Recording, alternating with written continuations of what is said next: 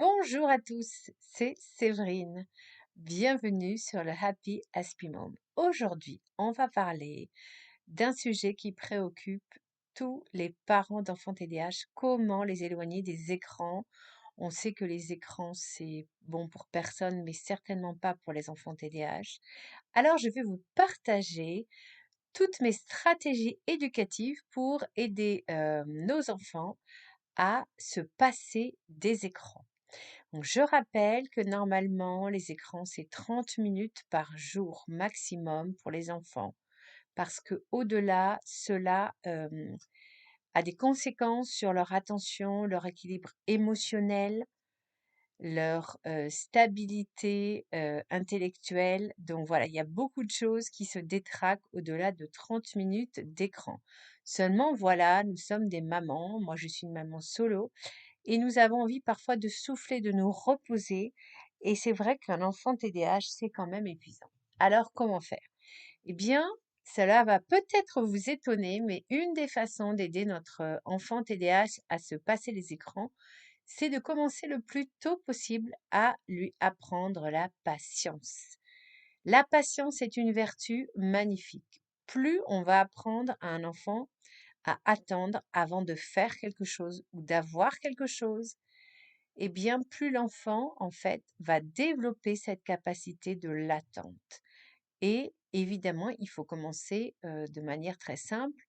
Par exemple, votre enfant vous réclame, parce qu'un enfant TDAH est toujours en train de réclamer quelque chose, il vous réclame un bonbon parce qu'il a été sage, eh bien, vous lui dites que vous allez lui donner, mais plus tard. Alors après, selon l'âge de l'enfant, selon le parcours de l'enfant, là où il en est rendu dans ses capacités, eh bien, vous lui donnerez un quart d'heure, 1 heure, voire 2 heures. À vous de voir.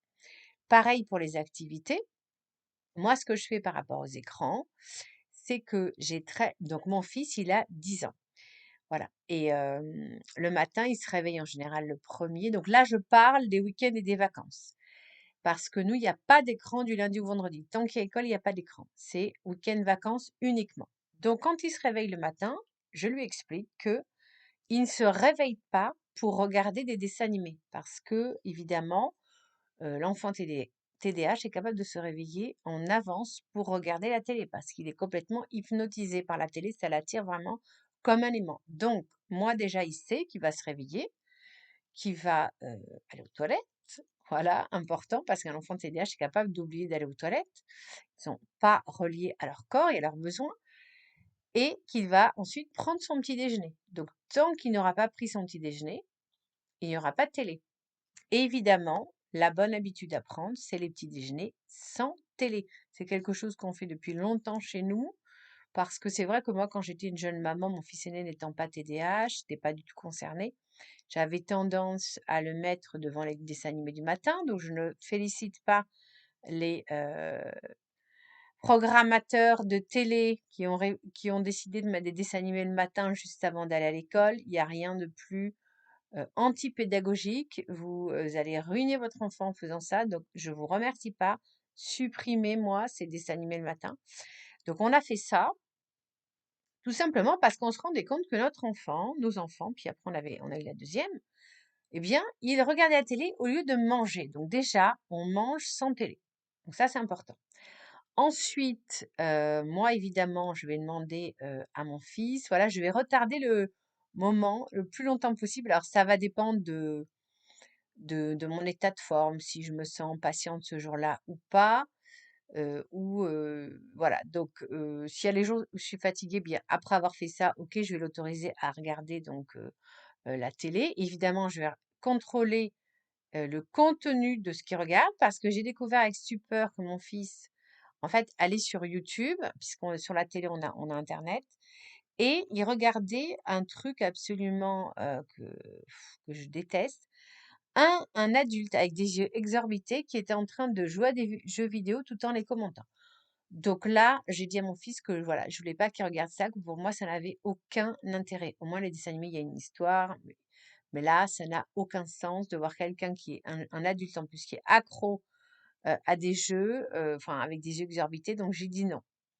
Donc déjà, je regarde, je vérifie les contenus de ce que regarde mon fils. On privilégie évidemment des dessins animés sans entracte publicitaire parce que les enfants TDAH sont incroyablement réceptifs et influençables à toute forme de publicité et ils veulent toujours qu'on leur achète ceci, cela, donc pas de pub. Si je suis un peu plus en forme, un peu plus, avec une bonne énergie, pédagogique, eh bien, je vais demander à mon enfant, je vais retarder un peu, je vais dire: «Tiens, va te mettre sur le balcon, va regarder comme ça un petit peu la nature», vous voyez? C'est cette idée-là de retarder et et puis il y a des jours où, je vais décider que, il n'y aura pas, ce matin-là, d'écran, mais je lui dis à l'avance et du coup, il va devoir, s'occuper et je vais l'aider évidemment. Donc il y a des tas de jeux, qu'il peut faire en autonomie. Il y a du dessin, il peut jouer à la balle, oui, parce que alors moi j'accepte la balle à la maison, hein. J'enlève tous les objets, fragiles, voilà. Mais voyez cette idée, elle est là, c'est de faire prendre conscience à l'enfant que, premièrement la télé n'est pas un dû, ce n'est pas une obligation, donc il faut qu'il s'enlève cette idée de la tête et que deuxièmement il peut, pour s'amuser, s'occuper, faire plein d'autres choses en plus que de la télé, vous voyez? Donc c'est cette idée-là. Il y a évidemment les livres, je lui propose. Voilà, donc c'était des petites pistes pour vous dire comment on essaye en fait de limiter les écrans, chez nos enfants TDAH. Évidemment, mon fils, alors comme beaucoup d'enfants de sa génération, il adore les jeux vidéo. Alors moi, j'ai résisté à la console. Parce que la console, c'est sur écran télé, c'est encore plus addictif. Donc en fait, il a un petit jeu, vidéo sur un téléphone sans connexion internet, je précise et ça, c'est uniquement, le week-end, pendant les vacances et encore pas tous les jours parce que voilà et puis voilà, c'est en fonction de son attitude. Si je le sens particulièrement agité ce jour-là, eh bien, soit je vais lui dire: «Il y a pas de jeu vidéo», soit je vais diminuer, je vais dire: «Ça va être 10 minutes», voilà. Je trouve que les jeux vidéo, j'évite maintenant même de faire 30 minutes de jeux vidéo parce que là, pour le coup, il est rivé à l'écran, donc j'essaye de faire des tranches inférieures à 30 minutes.